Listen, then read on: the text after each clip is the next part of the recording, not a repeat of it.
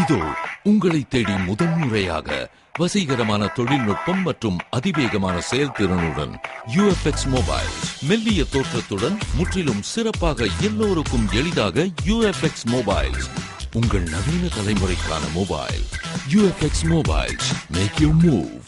For the very first time coming your way is an irresistible combination of speed, style and technology.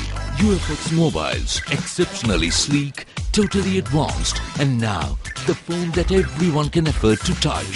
Your next generation mobile. UFX Mobiles. Make your move.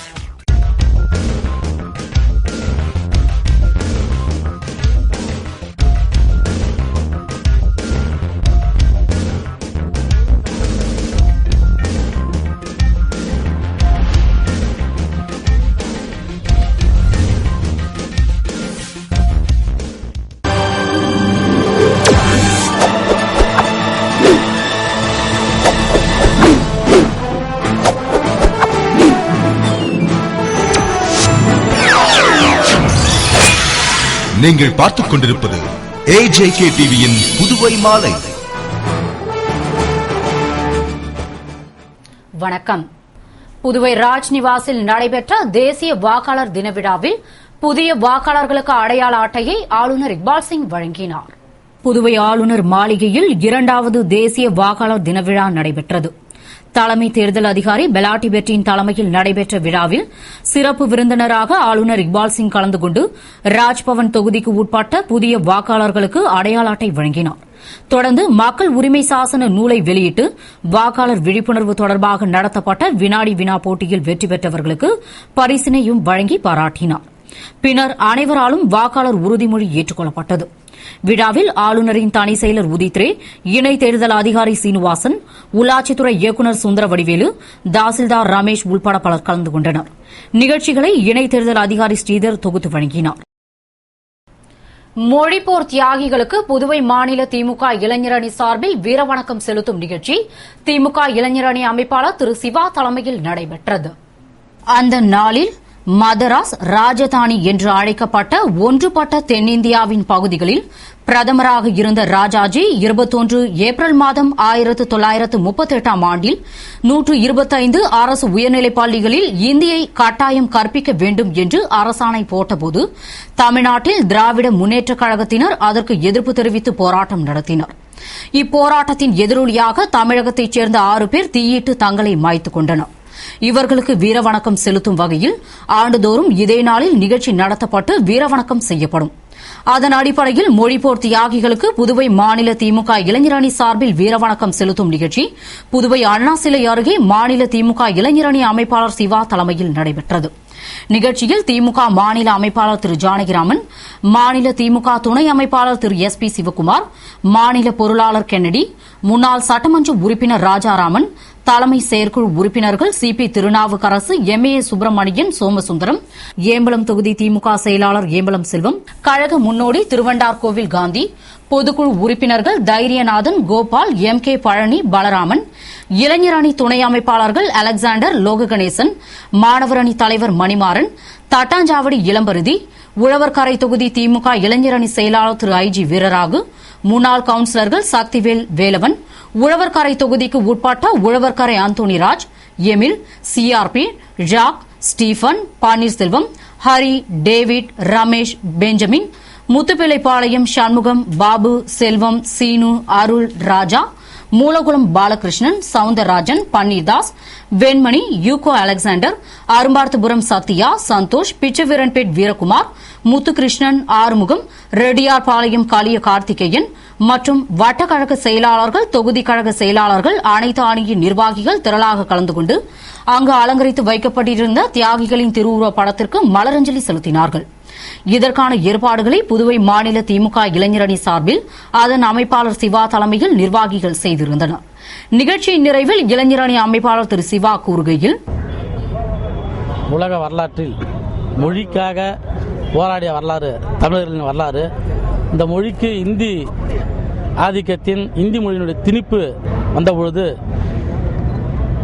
தமிழகத்தின் தமிழ் இளைஞர்கள் எல்லாம் ஒன்று திறந்து மாணவர் போராட்டமாக வெகுண்டு எழுந்து அதற்காக போராடி அந்த ஆதிக்கத்தை ஒழித்தனர். அதற்காக உயிர் நீத்தனர். அந்த உயிர் நீத்த காளைகளின் உயிர் நீத்த இளைஞர்களின் நினைவாக அந்த நினைவு நாளாக இந்த நாளை போற்றி ஒரு உறுதி ஏற்றுக்கொள்கின்ற நாளாக வருங்காலத்தில் இருக்கின்ற இளைஞர்களும் உணர்ந்து கொள்ளக்கூடிய ஒரு நாளாக இந்த நாளை நாங்கள் போற்றி வருகின்றோம். இந்த நாளில் அந்த மொழிப்போரின் வரலாற்றை அடித்து விளக்கமாக நோட்டீஸில் அடித்து அதை அனைவருக்கும் விநியோகித்து அதே போன்று மொழிப்போர் போராட்ட வரலாறுகளை சொல்லுகின்ற விதமாக பொதுக்கூட்டங்கள் நடத்தி இன்றைய இளைஞர்களுக்கு நாங்கள் ஒரு வழிகாட்டியாக இருந்து செய்து வருகின்றோம். இதை எங்கள் தலைவர் கலைஞர் அவர்களும் தளபதி அவர்களும் அவருடைய எண்ணப்படி இதனை புதுச்சேரியில் இன்று சிறப்பாக செய்திருக்கின்றோம். புதுவையில் முதன்முறையாக மீனவர் வலையில் கொடிய விஷம் கொண்ட 5 அடி நீளமுள்ள கடல் பாம்பு சிக்கியது. தற்போது அந்த கடல் பாம்பு வனத்துறையினரால் பாதுகாக்கப்பட்டு வருகிறது. புதுவை நோனாங்குப்பம் படகுத்துறை பகுதியில் நோனாங்குப்பத்தைச் சேர்ந்த மீனவர் முருகன் தனது கட்டுமரம் மூலம் நேற்று இரவு மீன்பிடித்துக் கொண்டிருந்தார். அப்போது அவர் வீசிய வலையில் கனத்த உருவம் கொண்ட மீன் ஒன்று சிக்கியதாக கருதிய மீனவர் முருகன் வலையை இழுக்க முயன்றார். ஆனால் வலையை இழுக்க முடியாததாலும் ஏதோ அரிய வகை மீன் சிக்கியிருக்கக்கூடும் என்ற எண்ணத்தாலும் உடனே அவர் வனத்துறைக்கு தகவல் கொடுத்தார்.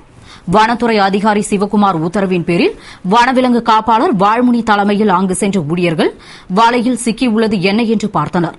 அப்போதுதான் சிக்கியுள்ளது கொடிய விஷம் கொண்ட 5 அடி நீளமுள்ள கடல் பாம்பு என்று தெரிந்தது.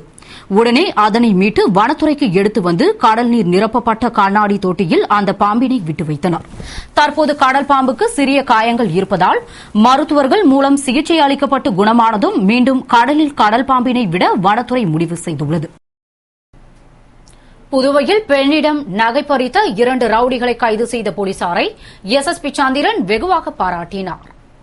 இது தொடர்பாக எஸ்எஸ்பி சந்திரன் கூறுகையில், புதுவை லாஸ்பேட்டையைச் சேர்ந்த மேரி என்கிற பிரியா கடந்த 8ஆம் தேதி தான்வந்திரி காவல் நிலையத்தில் தான் தன் நண்பர்களுடன் தனது வீட்டில் பேசிக் கொண்டிருந்தபோது முத்தியால்பேட்டையைச் சேர்ந்த முரளி மற்றும் அவருடைய நண்பர் கத்தியால் தன் நண்பர்களை தாக்கிவிட்டு தன் கழுத்தில் இருந்த 1.5 பவுண்ட் செயினை பறித்துக் கொண்டு சென்றதாக புகார் அளித்தார். அதன் அடிப்படையில் இன்ஸ்பெக்டர் வீரவல்லவன் தலைமையிலான சப் இன்ஸ்பெக்டர்கள் பாலமுருகன், பலராமன், காவலர்கள் மணிகண்டன், சினோஜ் மற்றும் ராஜசேகர் ஆகியோர் கொக்கு பார்க் அருகில் பதுங்கியிருந்த முரளி மற்றும் அவரது நண்பர் சக்திவேலையும் கைது செய்து அவர்களிடமிருந்த செயினையும் கத்தியையும் பறிமுதல் செய்தனர். இவர்கள் மீது கொலை உள்ளிட்ட 10 வழக்குகள் உள்ளன. எனவே எனது விசாரணைக்கு பிறகு இவர்கள் சிறையில் அடைக்கப்பட்டனர் மற்றும் கைது செய்த போலீசார்களை நான் வெகுவாக பாராட்டினேன் என்று கூறினார். கடந்த 8/1/2012 சாயந்தரம் ஒரு சுமார் 8 மணிக்கு பிரியா அப்படிங்கிற பொண்ணு அவங்க வீட்டில் இருக்கும்போது 2 பேர், முரளி, சுந்தர் அப்படி 2 பேர் அவங்க வீட்டுக்குள்ள நுழைஞ்சு அவங்கள மிரட்டி கத்தியை காட்டி அவங்ககிட்ட இருந்து 1.5 பவுன் செயினை பிடுங்கிட்டு போயிட்டாங்க அப்படி சொல்லிட்டு அவங்க கம்ப்ளைண்ட் பண்ணாங்க. டீனர் போலீஸ் ஸ்டேஷன் ஒரு கம்ப்ளைண்ட் பண்ணாங்க. இதனுடைய அடிப்படையில் ஒரு ராபரி கேஸ் ஒன்று ரெஜிஸ்டர் பண்ணியிருந்தோம். இது விஷயமா சஸ்டைன்டு இன்வெஸ்டிகேஷன் பண்ணதுல அவங்க 2 பேர்த்த வந்து டீம் போட்டு வீரபல்லவனுடைய தலைமையில் அவங்களுடைய சப் இன்ஸ்பெக்டர்ஸ் பாலமுருகன் மற்றும் இந்த பலராமன் 2 பேர்த்தை வச்சு நாங்கள் டீம் போட்டு தேடிட்டு இருந்தோம். அதில் 2 பேர்த்த வந்து இப்போ கைது பண்ணியிருக்கோம். கைது பண்ணிட்டு அதில் வந்து அவங்ககிட்ட இருந்த செயின் 1.5 பவுண்ட் செயினை இப்போ நாங்கள் ரெக்கவர் பண்ணியிருக்கோம். அது மட்டும் இல்ல, அந்த சுந்தர் அப்படிங்கிற மேல பல கேஸ் இருக்குது, வழக்குல அவங்க இருக்காங்க. அவனையும் அரெஸ்ட் பண்ணிருக்காங்க. அவங்ககிட்ட இருந்து கத்திய சீஸ் பண்ணிருக்கோம். அதிகாரிகளுடன் நடந்த பேச்சுவார்த்தையில் உடன்பாடு ஏற்பட்டதால் நாளை நடத்துவதாக அறிவித்திருந்த கருப்பு கொடி ஏந்தும் போராட்டம் கைவிடப்பட்டதாக மீனவ பஞ்சாயத்தார் தெரிவித்தனர். புதுவை தானே புயலால் பாதிக்கப்பட்ட மீனவர்களுக்கு நிவாரணம் வழங்காததால் 18 மீனவ கிராம பஞ்சாயத்தார் கலந்து கொண்ட அவசர கூட்டம் நடைபெற்றது. கூட்டத்தில் நிவாரணம் வழங்காததை கண்டித்து நாளை மீனவ கிராமங்களில் கருப்பு கொடி ஏற்றுவது, 28ஆம் தேதி சிங்காரவேலர் சிலை அருகே உண்ணாவிரதம் இருப்பது, 30ஆம் தேதி முழு அடைப்பு போராட்டம் நடத்துவது என முடிவு செய்யப்பட்டது.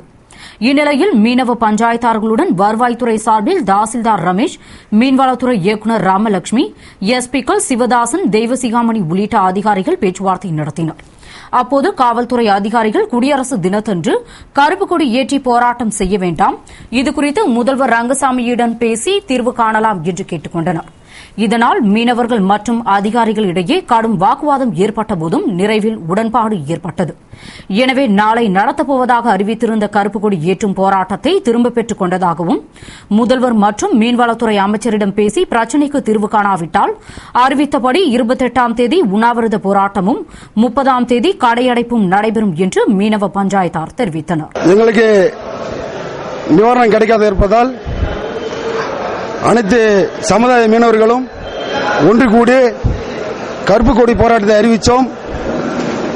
அது ஆனபடி அரசு அதிகாரிகள் எல்லோரும், காவல்துறை அதிகாரிகள், மீன்வளத்துறை அதிகாரிகள் எல்லாம், தாசில்தார் அவர்கள் உள்பட அனைவரும் சேர்ந்து நாங்கள் நீங்கள் சொன்ன கோரிக்கையை ஏற்றுக்கொள்கிறோம், பரிசீலனை பண்ணுகிறோம் சொல்லப்பட்டிருக்கிறார்கள்.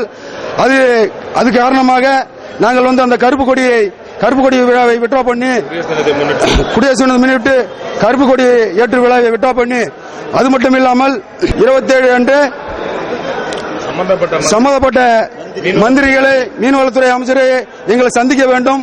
சந்திக்க தவறினால் நாங்கள் அறிவித்தபடி 30-11 பந்து நடக்கும் என்று கூறிக்கொண்டு புதுவை காலாப்பட்டு சுனாமி குடியிருப்பில் தொடர்ந்து 3வது நாளாக சிபிஐ அதிகாரிகள் சோதனை நடத்தினர். புதுவை காலாப்பட்டு பகுதியில் காட்டப்பட்ட சுனாமி வீடுகளின் தரத்தை சிபிஐ அதிகாரி மோனி தலைமையிலான அதிகாரிகள் குழு கடந்த 2 தினங்களாக முறையாக சிமெண்ட், மின்சாதன பொருட்கள் பயன்படுத்தப்பட்டுள்ளதா என்றும் மின்சார ஒயர்கள், தார் சாலை இவற்றின் தரம் குறித்தும் ஆய்வு செய்தனர். இந்நிலையில் 3வது நாளாக கட்டிடத்தின் உள்பகுதியின் தரைத்தளத்தை தோண்டி அதில் உள்ள மாதிரிகளை சேகரித்தனர். மீண்டும் தார் சாலை மாதிரிகளை தோண்டி எடுத்தனர். இந்த சிபிஐ குழுவுடன் மேலும் 2 சிபிஐ குழுக்களும் புதுவை வந்து சுனாமி நிதி குறித்து ஆய்வு செய்து வருகின்றனர். இத்துடன் செய்திகள் நிறைவடைகின்றன. வணக்கம்.